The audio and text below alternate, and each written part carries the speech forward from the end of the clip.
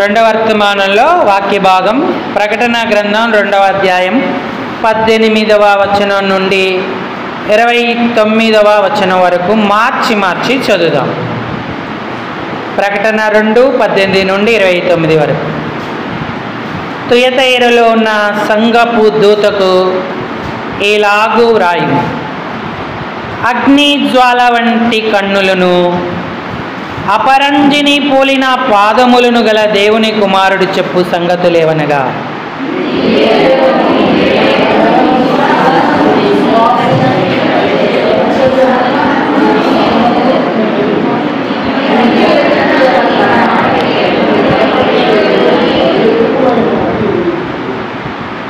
అయినను నీ మీద తప్పు ఒకటి మోపవలసి ఉన్నది.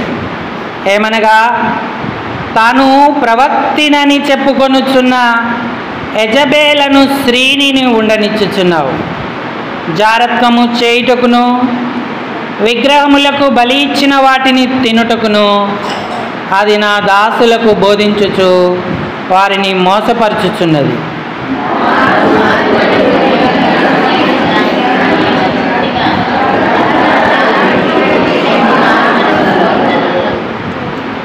ఇదిగో నేను దానిని మంచము పట్టించి దానితో కూడా వ్యభిచరించు వారు దాని క్రియల విషయమై మారు మనసు పొందితేనే గాని వారిని బహుశ్రమల పాలు చేతును.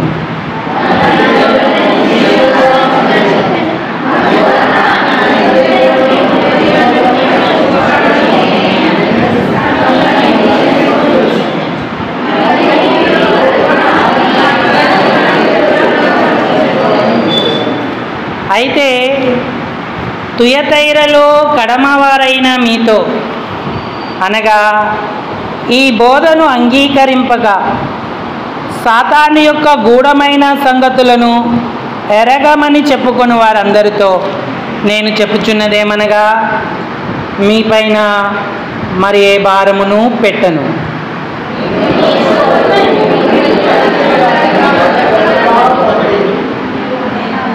నేను నా తండ్రి వలన అధికారం పొందినట్టు జయించుచు అంతము వరకు నా క్రియలు జాగ్రత్తగా చేయువానికి జనుల మీద అధికారం ఇచ్చేదను. అతడు ఇనుపదండముతో వారిని ఏలును. వారు కుమ్మరవాణి పాత్రల వలె పగలగొట్టబడుదురు.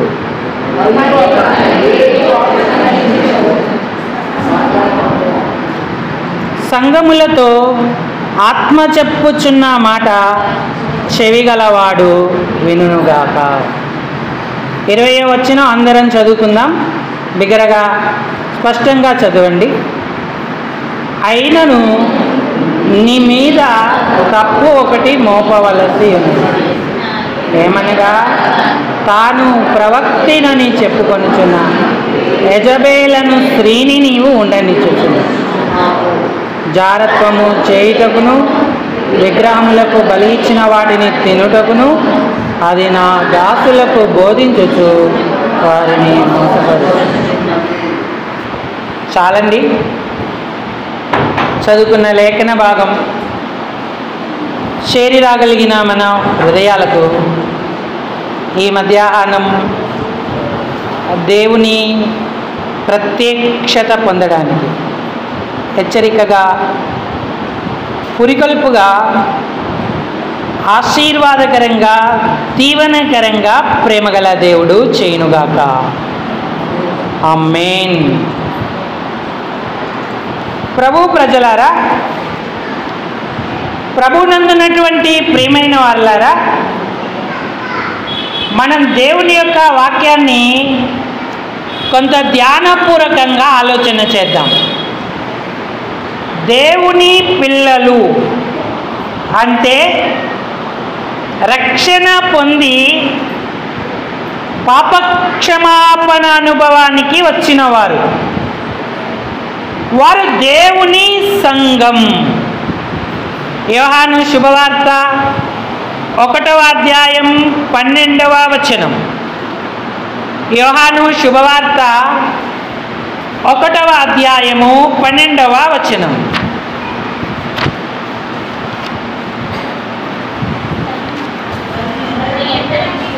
తన్ను ఎందరు అంగీకరించిరో వారందరికీ అనగా తన నామమునందు విశ్వాసముంచిన వారికి ఆ దేవుని పిల్లలు అగుటకు ఆయన అధికారము అనుగ్రహించెను అన్నాడు.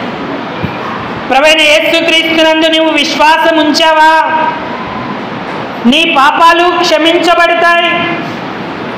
అంతేకాదు నీవు దేవుని పిల్లలగుడానికి ఆయన నీకు అధికారాన్ని ఇస్తాడు. అందుకే మనం దత్తపుత్రాత్మను పొందుకున్నాం. ఆ ఆత్మను బట్టే నాయనా తండ్రి అబ్బాని మొరపెట్టుకొనుచున్నామని దేవుని వాక్యం సెలవిస్తూ ఉంది. రక్షణ పొందితేనే ఈ ఆధిక్యత. పాప క్షమాపణ లేకపోతే మనము దేవుని పిల్లలము కాము అనే విషయాన్ని గుర్తుపెట్టుకోవాలి.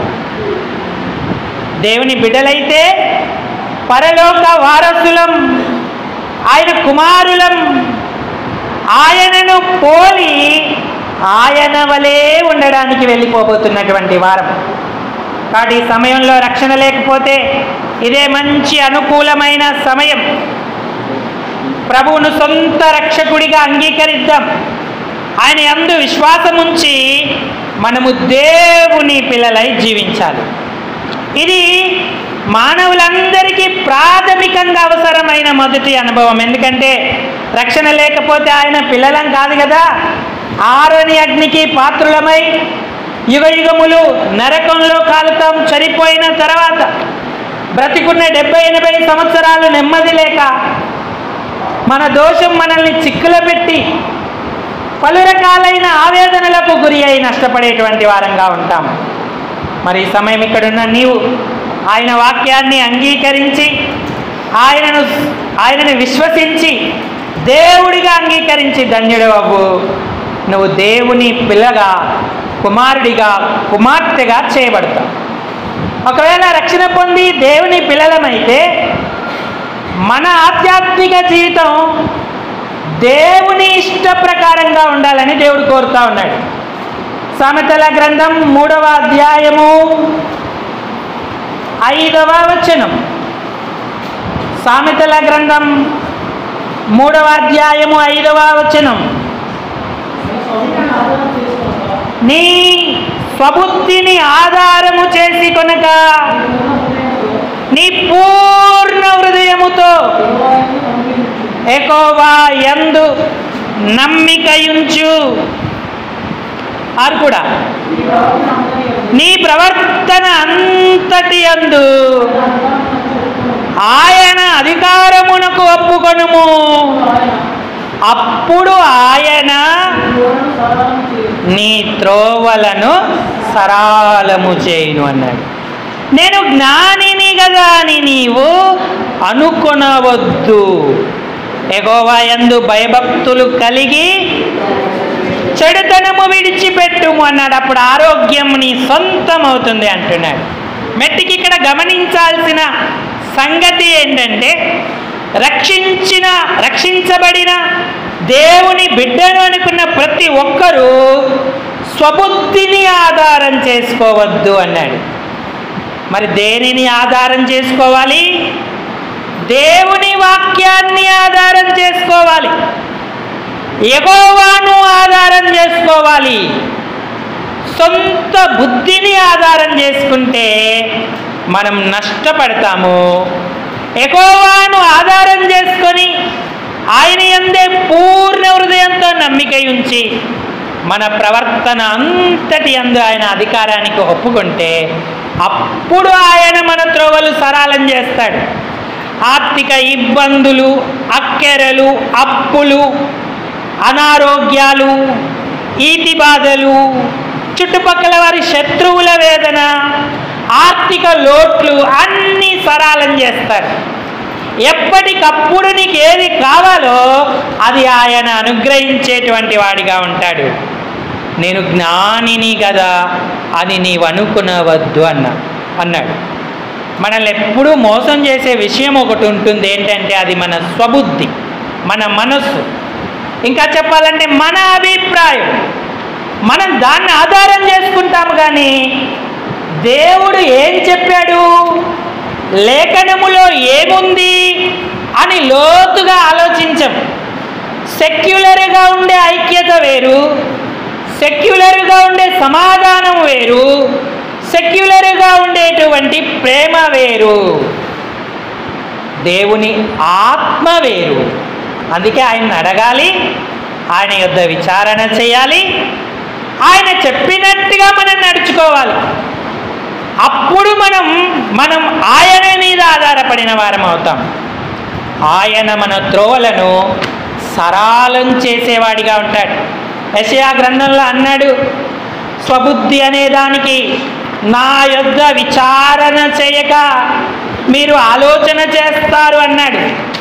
యెషయా గ్రంథం 30వ అధ్యాయం 1వ వచనం నుంచి సహాయం చేయండి. యెహోవా వాక్కు ఇదే, లోబడని పిల్లలకు శ్రమ. ఎవరికి లోబడని పిల్లలకు? సంఘానికి లోబడని పిల్లలకా?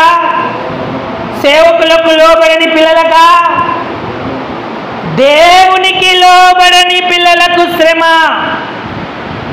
వాళ్ళు ఏం చేస్తారు? పాపమునకు పాపము కూర్చుకొనున్నట్లుగా నన్ను అడగకుండా ఆలోచన. ఒక ఆలోచన చేసేటప్పుడు యెహోవాను అడుగుతున్నావా? దేవుడిచ్చే ఆలోచన కొరకు కనిపెడుతున్నావా? ఇది చెయ్యాలా వద్దా అని విచారిస్తున్నావా? లేక నీ స్వబుద్ధిలో పుట్టిన ఆలోచనను బట్టి అడుగులేస్తున్నావా? అదే స్వబుద్ధిని ఆధారం చేసుకోవడం అంటే. యేసయ్య నీ మీద దృష్టి ఉంచి నీకు ఆలోచన చెప్పుదును అన్నాడు. నీ కుడి చేయి పట్టుకొని నేను నన్ను నడిపిస్తాను అన్నాడు. నా ఆలోచన చేత వారిని నడిపిస్తానని వాక్యంలో రాయబడి ఉంది. నువ్వు దేవుని ఆలోచన చేత నడిచినప్పుడు దేవుణ్ణి ఆధారం చేసుకుంటున్నావని అర్థం. నీ స్వబుద్ధితో ఆలోచనతో నడుస్తున్నప్పుడు నీ స్వబుద్ధిని నిన్ను నీవే ఆధారం చేసుకుంటున్నావని అర్థం. తర్వాత నా ఆత్మ నియమింపని సంధి చేసుకుంటారు. సమాధాన పడాలి. కానీ అక్కడ దేవుని ఆత్మ ఉన్నాడా? ఆ ఆత్మ నీతో సమాధాన పరిచేటట్టుగా సంధి చేస్తున్నాడా? లేక నీ స్వబుద్ధితో సంధి చేసుకుంటున్నావా? 2వ వచనంలో అన్నాడు, వారు నా నోటి మాట విచారణ చేయక ఫరో బలము చేత తమ్మును తాము బలపరుచుకుంటారు. ఐగుప్తు నీడను చెరను జొచ్చుట. ఐగుప్తునకు ప్రయాణం చేస్తారు. ఫరో వలన కలుగు బలం మీకు అవమానకరం. ఐగుప్తు నీడను చెరను జొచ్చుట వలన సిగ్గు కలుగును అన్నాడు. ఎంత బాధాకరమైన పరిస్థితి ఇశ్రాయేలీలకు. ఇశ్రాయేలుకు ఆధారమైన వాడు యెహోవాయే. ఆయనను ఆధారం చేసుకోకుండా స్వబుద్ధిని ఆధారం చేసుకున్నారు. ఎఫెసీ పత్రికలో ఉన్నాడు, ఆత్మ కలిగించు ఐక్యతను కాపాడుకోమన్నాడు. మనుషులు కలిగించు ఐక్యతను కాపాడుకోమనలేదు. ఐక్యత అయినా, సంధి అయినా, ఆలోచన అయినా యెహోవా మనకివ్వాలి. అప్పుడు అది మనకు త్రోవలను సరళం చేస్తుంది. దేవుడు మనకు అన్ని విషయాలలో సహాయకుడిగా ఉంటాడు. స్వబుద్ధిని ఆధారం చేసుకొని ఐగుప్తు బలము చేత తమ్మును తాము బలపరుచుకున్నవారు, ఐగుప్తు నీడను చెరను చచ్చిన వారు సిగ్గుకు అవమానానికే పాత్రులయ్యారు. వారు నిలబడలేకపోయారు. ప్రియులారా, ఈనాడు నువ్వు దేనిని ఆధారం చేసుకుంటున్నావు? ఆయన ఆధారం చేసుకొని నడుస్తున్నావా? ఆదికాండం మొదలుకొని ప్రకటన గ్రంథం వరకు ఆయన వాక్యం ఎంతో స్పష్టంగా వెలుగుగా విలసిల్లుతా ఉంది. చీకటి చోట వెలిగించు దీపమై ఉన్నట్టు ఉన్నది. ఆ వాక్యం మీద లక్ష్యం ఉంచి దాన్ని చదువుతున్నావా, వింటున్నావా? ఆ వాక్య ప్రకారంగా జీవించడానికి ప్రతిష్ఠించుకొని ఉంటున్నావా? గడిచిన ఆదివారం మొదటి రాజుల గ్రంథం 21వ అధ్యాయము ఇంటికెళ్ళి చదవమని చెప్పాం. ఎంతమంది చదివారు చేయొద్దండి? ఒక్కరు. మొదటి రాజుల గ్రంథం 21వ అధ్యాయం. మరి వాక్యం చదవనప్పుడు ఇంకా వాక్యం చెప్పడం ఎందుకు?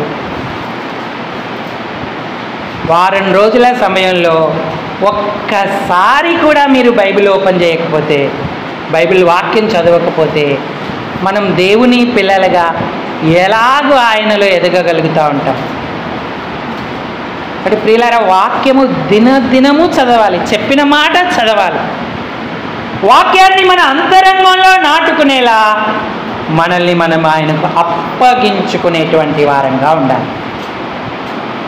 తుయతైరా అనే పట్టణానికి, అక్కడ ఉన్న సంఘానికి దేవుడు ఈ లేఖను రాశాడు, సందేశాన్ని తన దూత ద్వారా పంపించాడు. ఏమని పంపించాడంటే, నీ క్రియలు, నీ సహనం, నీ ప్రేమ, నీ విశ్వాసం నాకంతా తెలుసు, కానీ నేను నీ మీద ఒక్క తప్పు మోపుతున్నాను. ఏంటా తప్పు అంటే 2వ అధ్యాయము ప్రకటనా గ్రంథము 2వ అధ్యాయము ప్రకటనా గ్రంథము 20వ వచనం. అయినను నీ మీద, అయినను నీ మీద తప్పు ఒకటి మోపవలసి ఉన్నది. ఏం తప్పు మోపుతున్నాడు? తుయతైర పట్టణస్థుల మీద, లేదా తుయతైరములో ఉన్న తన పిల్లల మీద. అంటే ఆయన అంటున్నాడు, యెజబేలను స్త్రీని నీవు ఉండనిచ్చుచున్నావు. ఆ యెజబేల్ అనే స్త్రీ ఏం చేస్తుందంటే, నేను ప్రవక్తిని అని చెప్పుకుంటా ఉంది. దేవునికి ఆయాసకరమైన పనులను చేయడానికి ప్రోత్సహిస్తుంది.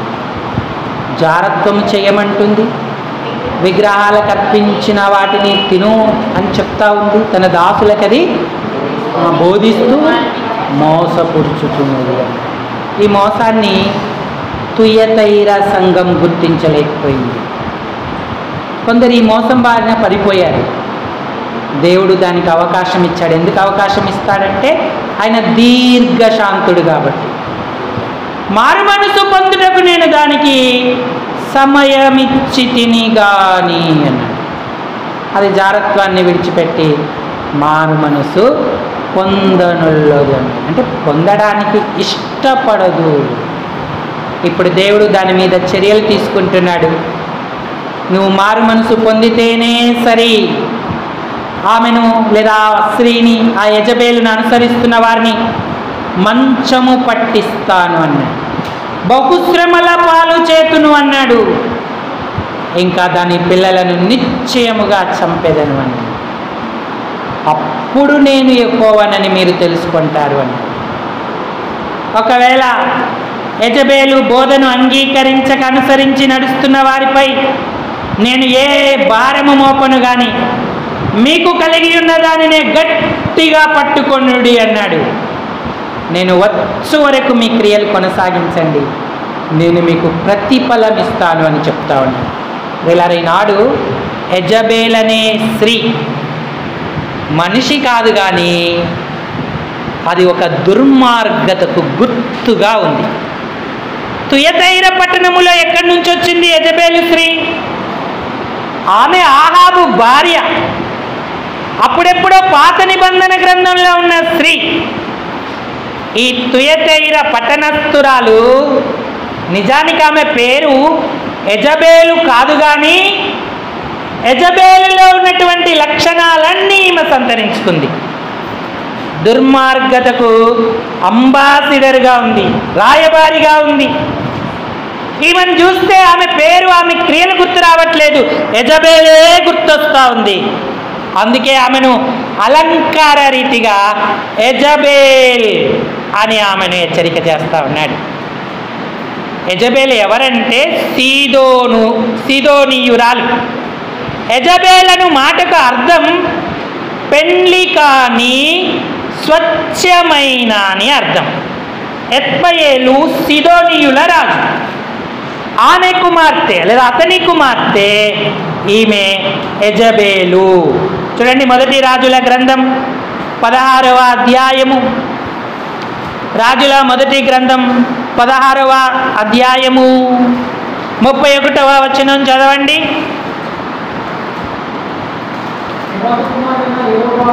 నెబాతు కుమారుడైన యెరోబాము జరిగించిన పాపక్రియలను అనుసరించి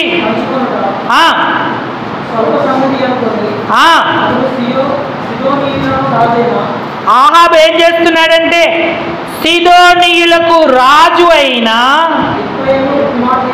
ఎత్బయేలు కుమార్తె అయిన యెజబేలును వివాహము. యెజబేలు అనే మాట మొట్టమొదటిగా మనకి ఇక్కడ కనబడతా ఉంది. ఆహాబు ఇశ్రాయేలు రాజు, యెజబేలు సీదోనీయుల రాజకుమార్తె, బహు విగ్రహారాధికురాలు. ఆమెను వివాహం చేసుకున్నాడు ఆహాబు. అప్పుడు రాజ్యం 2 భాగాలైంది కదా. అంతకు ముందే యూదా వారిని ఆసా పరిపాలన చేస్తూ ఉన్నాడు, ఇశ్రాయేలు వారిని ఆహాబు పరిపాలన చేస్తూ ఉన్నాడు. ఇక యెజబేలు ఎప్పుడైతే ఇశ్రాయేలులోకి ప్రవేశించిందో షోమ్రోనులోని ఆలయంలో బయలు దేవతకు బలిపీఠం కట్టాడు ఆహాబు. తన భార్యను సంతోషపెట్టడానికి అషేరాదేవి స్తంభాన్ని ఒకటి నాటాడు ఈ యెజబేలు. అక్కడ మహారాణి అయి ఇశ్రాయేలీలను పరిపాలిస్తూ వచ్చింది. ఈమె పురుష స్వభావము గల స్త్రీ. ఆమె భర్త అయిన ఆహాబు మెత్తనివాడు గనక అతనిని లోబరుచుకొని తన మాటే చెల్లినట్లుగా చేసేటువంటి స్త్రీగా యెజబేలు ఉండింది. యెజబేలు దాదాపు 450 బయలు ప్రవక్తలను పోషించింది. 400 మంది అషేరాదేవి ప్రవక్తలను పోషించింది. కానీ యెహోవా ప్రవక్తలను హింసించింది, పోషణ లేకుండా చేసింది. ఇశ్రాయేలు రాజ్యానికి వచ్చి ఈమె క్రియలన్నీ ఇలాగా ఉన్నాయి. మొదటి రాజుల గ్రంథం 18వ అధ్యాయం 19వ వచనం చదవండి. రాజుల మొదటి గ్రంథం 18వ అధ్యాయం 19. సహోదరులకు అవకాశం ఇవ్వండి. సహోదరుల వైపు ఒకరు చదవండి.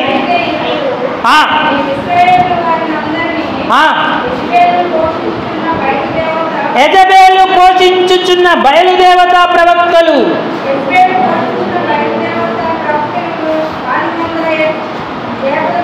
450 మంది.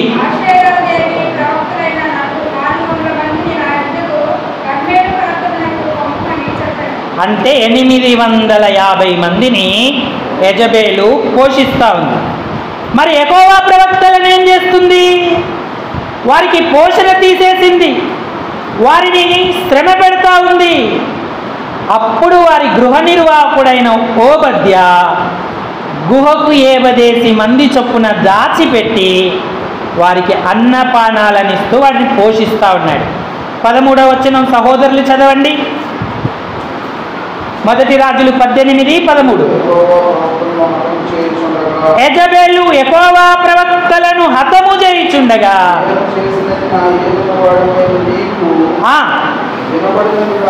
వినబడినది కదా.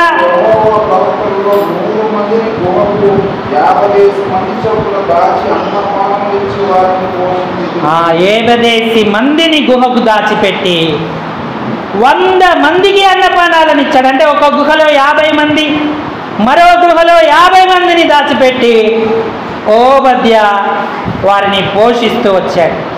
యెజబేలు క్రియలు బహు భయంకరమైనటువంటి. యెహోవా ప్రవక్తలను హతం చేస్తూ వచ్చింది. ఏలియా లాంటి గొప్ప ప్రవక్తకే వెన్నులో వణుకు పుట్టించింది. నా ప్రవక్తలనే అతడు హతం చేస్తాడా? ఈ రేపటికి అతడి శవాన్ని నేను చూడకపోతే నా పేరు యెజబేలే కాదని ప్రకటన చేసింది. ఏలియా బిక్కముఖం వేసుకొని భయపడుతూ ఉన్నదంతా సర్దుకొని 3 దినాల ప్రయాణం, 1 దినమంతా ప్రయాణం అరణ్యంలోకి వెళ్ళాడు. ఇక బదిరి వృక్షం కింద చేరి మిక్కిలి దుఃఖంతో మరణాపేక్ష గలవాడై ప్రార్థన చేశాడు. ఏలియా ఒక గొప్ప దైవజనుడు, అగ్నిని ఆకాశం నుంచి దింపినవాడు. ఆహాబుకు యెజబేలును చూస్తే చాలు భయం, ఆహాబుకి ఏలియాను చూస్తే భయం. ఏలియా ఆహాబు మీద ఏమి నేరం మోపేవాడు కాదు, నింద మోపేవాడు కాదు. నీ క్రియలు ఇలా ఉన్నాయేంటని మొహం పట్టుకొని అడిగేవాడు అంతే. అది దేవుడు చెప్తేనే, దేవుడిచ్చిన సందేశాన్ని ఆయన ఆహాబు దగ్గరికి తీసుకొచ్చేవాడు. ఆహాబు ఏలియాను చూసి ఏమనేవాడంటే, ఓ పగవాడా, నేను నీ చేతికి మరలా చిక్కి తినా అంటూ ఉన్నాడు. 1 రాజుల గ్రంథం 21వ అధ్యాయం. దేవుడు చెప్పమంటే ఏలియా వెళ్ళి అతనికి ప్రకటిస్తూ ఉంటే ఏలియా అతని గురించి అంటూ ఉన్నాడు. ఆహాబు పలుకుతా ఉన్నాడు ఈ మాట. రాజుల 1 గ్రంథం 20వ వచనం చదవండి. 21వ అధ్యాయంలో,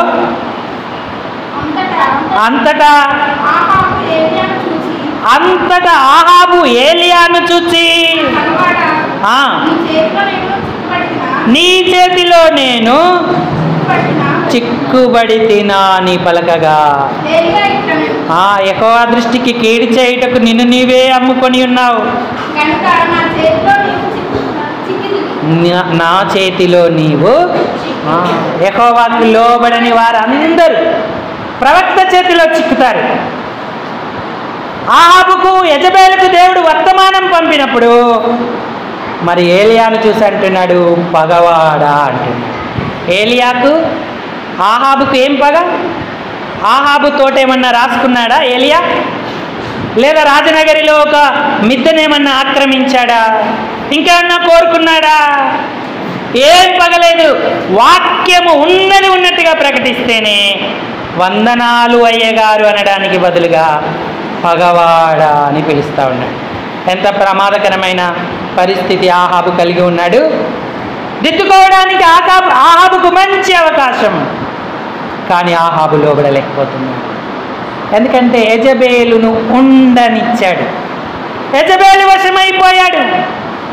యెజబేలుతో సహవాసం, యెజబేలు మాటే వేదవాక్కుగా ఆయన పాటిస్తూ వచ్చాడు.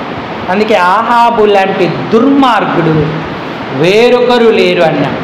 యెహోవా దృష్టికి అమ్ముకొనిన ఇటువంటి వాడు లేడు అని దేవుడి యొక్క వాక్యం సెలవిస్తూ ఉంది. ఈనాడు ప్రియులారా, నువ్వు యెజబేలుకు అవకాశం ఇస్తున్నావా? మన సంఘంలో, కుటుంబంలో, వ్యక్తిగతంగా మనలో ఆ తత్వం, ఆ దుర్మార్గత ఉంటే నువ్వు యెజబేలను స్త్రీని ఉండనిచ్చుచున్నావని అర్థం. యెజబేలను స్త్రీ యెహోవా ప్రవక్తలను చంపింది, యెహోవా ప్రవక్తలను బెదిరించింది. యెజబేలను స్త్రీ ఇంకా చెప్పాలంటే కుయుక్తితో నాబాతు యొక్క ద్రాక్ష తోట ఆహాబు సొంతం చేసింది. రకరకాలైన పన్నాగాలు వండింది. ఇశ్రాయేలు రాజ్యం నాశనం అవ్వడానికి కారకురాలుగా మిగిలిపోయింది. దుర్మార్గతకు చిహ్నంగా ఆమె పేరు చరిత్రలో నిలిచిపోయింది. మరి తుయతైర సంఘస్థురాలు అలాంటి లక్షణాలే కలిగి ఉంది.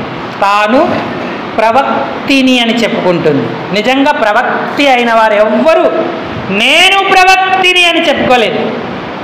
నాకు కళలు వస్తాయి, దర్శనాలు వస్తాయి, ప్రవచన వాక్కు వరం ఉంది, స్వస్థత వరం ఉంది, ఈ మాట వారి నోట రాదు. మిరియాము ప్రవక్తి, దెబోరా ప్రవక్తి, అన్న ప్రవక్తి, హుల్దా ప్రవక్తి, వీరెవ్వరు కూడా నేను ప్రవక్తిని అని చెప్పుకోలేదు. అంతేకాదు, వారు ఎంతో హుందాగా ప్రకటించారు, హుందాగా జీవించారు. హుల్దా అయితే తన దగ్గరికి రాజు ఇశ్రాయేలీయులు వస్తేనే ప్రవచనం చెప్పింది. నీవు మెత్తని మనస్సాక్షి కలిగి విరిగి నలిగిపోయావు గనక నీ తరంలో దేవుడి కీడు నీ పట్టణం మీదకి రప్పించడు అని చెప్తూ తన మాటల చేత రాజును, ఇశ్రాయేలును బలపరుస్తూ వచ్చింది. అన్న అయితే ఆదరిస్తూ వచ్చింది అందరినీ. దివారాత్రులు ఉపవాస ప్రార్థనలో గడుపుతూ రాత్రి పగళ్ళు దేవుని సేవ చేస్తూ వచ్చింది. నేను ప్రవక్తిని అని చెప్పుకోలేదు. యెజబెల్ ఎందుకు అలా చెప్పుకుంటుంది? ఎందుకంటే తను గుర్తించాలి అని. నీవు నేను ప్రవక్తిని అని చెప్పుకునే స్త్రీని ఉండనిచ్చావు అన్నాడు. అలాంటి స్థితి ఎంత ప్రమాదకరమైనటువంటిది. ఇక ఏ రకంగా దేవునికి వ్యతిరేకం చేయాలో విగ్రహాలకు అర్పించే విషయమే కానీ, జారత్వం చేసే విషయమే కానీ అన్నిటినీ బోధిస్తుంది, నేర్పిస్తుంది. ఏంటి లోకంలో ఎవ్వరూ చేయట్లేదా?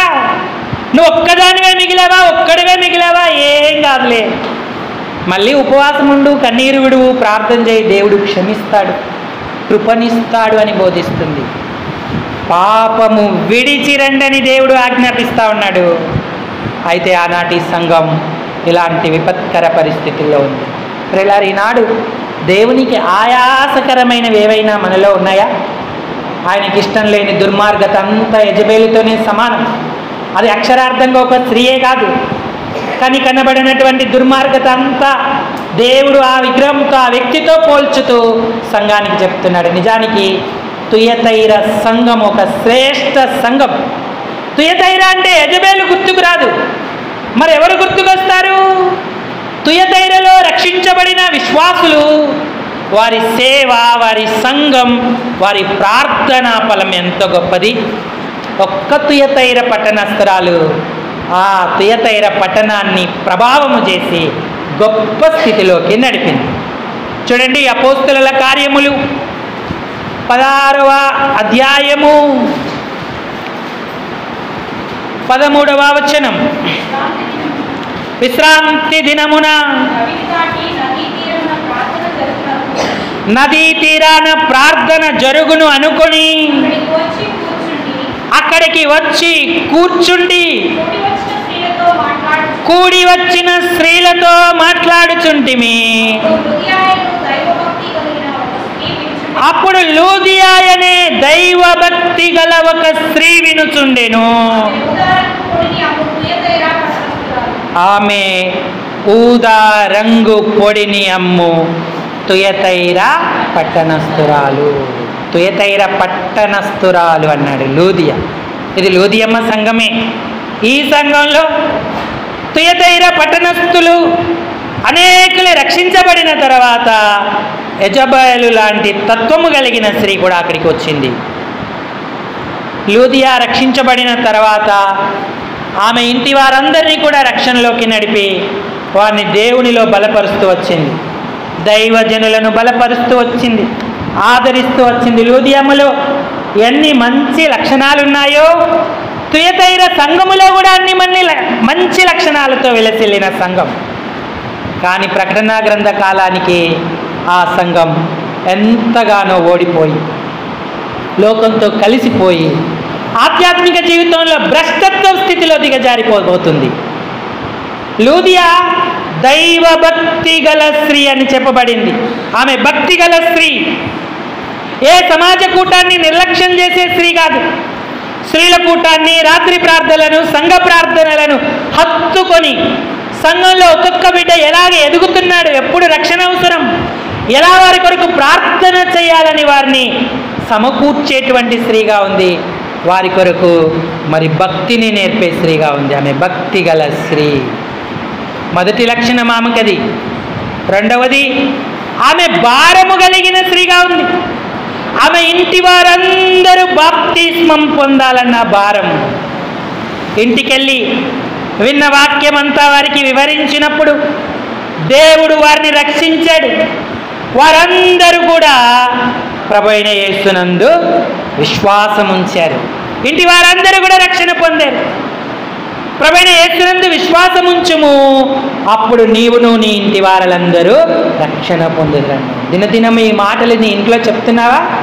భారం ఉన్నదా? భక్తి ఉంటే ప్రార్థనా సావాసంలో కనబడతాం. భారం ఉంటే మాటి మాటికి దేవుని వాక్యం ఇంటిలో ఉన్న ప్రజలకు చెప్తా ఉంటాం. వారు తల్లులు, పిల్లలు, నానమ్మలు, అమ్మమ్మలు, తాతయ్యలు ఎవరైనా కావచ్చు.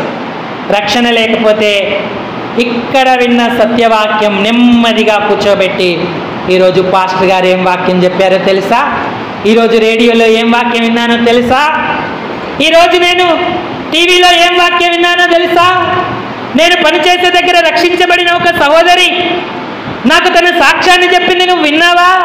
కూర్చో, 2 మాటలు నీతో చెప్తానని చెప్పి భారముతో వారితో పంచుకునే వారిగా ఉంటారు. ఈ దినాలలో విన్న వాక్యం మనమే మర్చిపోతూ ఉన్నాం. ఇంటికెళ్ళి మనం ఎవరితో చెప్తాం? ఇంట్లో ఉన్న వారికి వాక్యం ఎలా అందిస్తాం? భక్తి లేని జీవితం, భారము లేని జీవితం.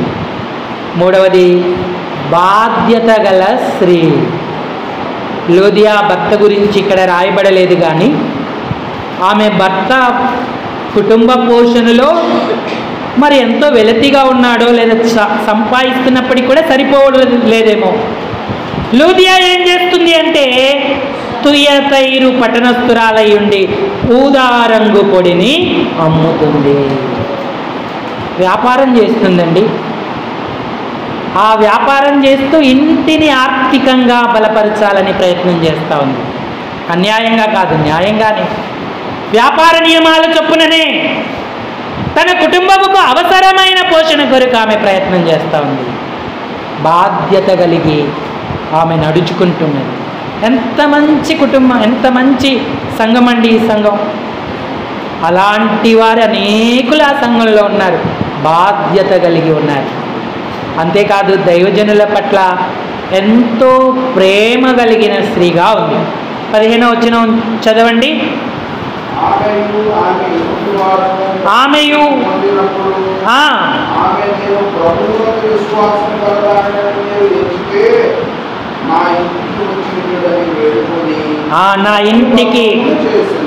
నా ఇంటికి వచ్చి ఉండుడని మమ్మును, దైవజనులను తన గృహానికి ఆహ్వానిస్తూ ఉంది. నేను ప్రభువునందు విశ్వాసముంచిన దానను కానా, నా ఇంటికి రాడు అని మీరు ఎలా చెప్తున్నారు? మీరు నా ఇంటికి రండి అని ఆమె బలవంతము చేయుచున్నది అని చెప్తా ఉన్నారు. దైవజనులు కూడా లూదియా ఇంటికి వెళ్ళడానికి ఆనందించేటువంటి వారిగా ఉన్నారు. 40వ వచనం చదవండి. వారు చెరసాలలో నుండి వెలుపలకు వచ్చి లూదియా ఇంటికి వెళ్ళిరి. అక్కడ సహోదరులను చూచి ఆదరించి బయలుదేరిపోయిరి అన్నాడు. లుదియమ్మ ఇంట్లో యజబేలు లేదు. లుదియమ్మ సంఘములో యజబేలు ఇప్పుడుంది, అప్పుడు లేదు. లుదియమ్మలో యజబేలు తత్వం లేదు. ఆమె దైవజనులను ఎంతో ప్రేమించి ఆదరించిన స్త్రీగా ఉంది. తిరుపతిలో మేము కొన్ని గృహాలకు విజిటింగ్ వెళ్ళే వాళ్ళం దర్శించడానికి. తిరుపతిలో వెళ్ళినప్పుడు ఒకరి కుమార్తె ఉండేది, సంఘానికి వచ్చేది. భర్త కూడా వచ్చేవాడు, అప్పుడప్పుడు పిల్లలు వచ్చేవాడు. ఒకసారి మేము మధ్యాహ్నం సమయంలో విజిటింగ్ వెళ్ళినప్పుడు ఇంట్లో 2 పిల్లలు ఉన్నారు. తెర వెనుక ఆమె ఉండింది. మేము ప్రైజ్లాడని పిల్లలకు చెప్పగానే మా స్వరం విని వెనక్కే దాక్కుతుంది, ముందుకు రావట్లేదు. ఈ పిల్లలు ఆ తెర పక్కనే ఉన్నారు. అమ్మ ఎక్కడమ్మా అని అడిగాం. ఆమెమో సైగ చేస్తూ ఉంది అని. అమ్మ లేదండి అని పిల్లలు చెప్తుంది. విజిటింగ్ రావద్దండి అని పాస్టర్ గారిని గట్టిగా చెప్పచ్చు కదా, ఎందుకు ఆ బాధ? విజిటింగ్ రావద్దంటే మానేస్తాంగా. సర్లే అమ్మ, అమ్మ ఎక్కడికి వెళ్ళిందో చెప్పండి, మేము వచ్చామని మీ కొరకు ప్రార్థన చేసి వెళ్తామమ్మ అని చెప్పి పిల్లలకు ప్రార్థన చేసి అదే వీధిలో కొంచెం ముందుకెళ్ళి మళ్ళీ అదే వీధిలో వచ్చాం. వెనక్కి రాగానే ఇంట్లో ఈమె పనులు చేసుకుంటాము. లూదియా ఆదరించిన స్త్రీ. ఇలాంటి తత్వం మంచిది కాదు. ఒక విషయం గుర్తుపెట్టుకోండి, దైవ సేవకులు ఊరికే మన గృహాలు దర్శించారు. భక్సింగ్ గారు ఏం చెప్పారంటే, దైవజనులు ఏం చెప్పారంటే, దేవుని పిల్లలు దేవుని ఇంటికి రావాలి, దైవజనుడు దేవుని పిల్లల ఇంటికి వెళ్ళాలి అని చెప్పారు. కొన్ని గృహాలు దర్శించబడవు. ఎందుకు దర్శించబడవు అంటే అది వారి అవిధేయతే కారణం. సౌలు అవిధేయుడైనప్పుడు సమూయేలు సౌలును దర్శింపవెళ్ళలేదు అని రాయబడింది. మొదటి సమూయేలు గ్రంథం, ఆయన బ్రతికి ఉన్న దినములన్నిటను సమూయేలు సౌలును దర్శింపవెళ్ళలేదు అని. సేవకులు దర్శిస్తే ఆశీర్వాదం, సేవకులు సువార్త ఆశీర్వాదాన్ని, దీవెనను మనకు తెచ్చేవారిగా ఉంటారు. వారి పాదముల ధూళే మన గృహానికి గొప్ప రక్షణ భాగ్యాన్ని మరి దేవుడు అనుగ్రహిస్తూ ఉంటాడు. మొదటి సమూయేలు గ్రంథం 15వ అధ్యాయము 34వ వచనం చదవండి.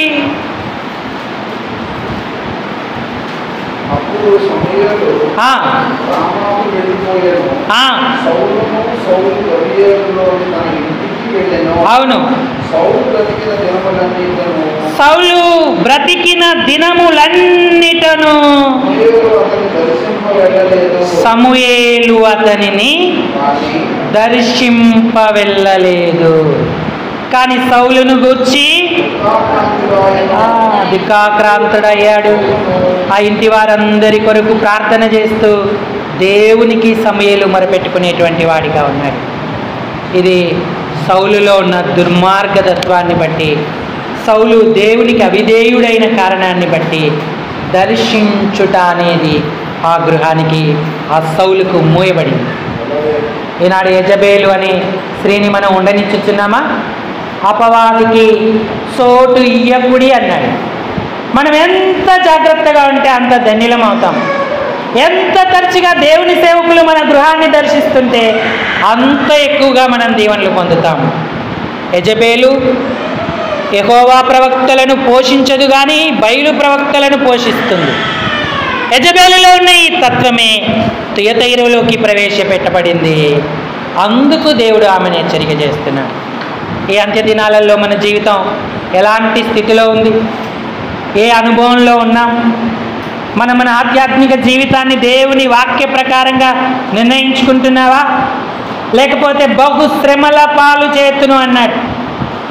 ఆయన ఒక్కసారిగా ఆలోచన మొదలు పెట్టాడంటే, తన హస్తానికి పదులు పెట్టాడంటే మనం ఎవరం కూడా తప్పించుకోలేనటువంటి వారంగా ఉంటాం.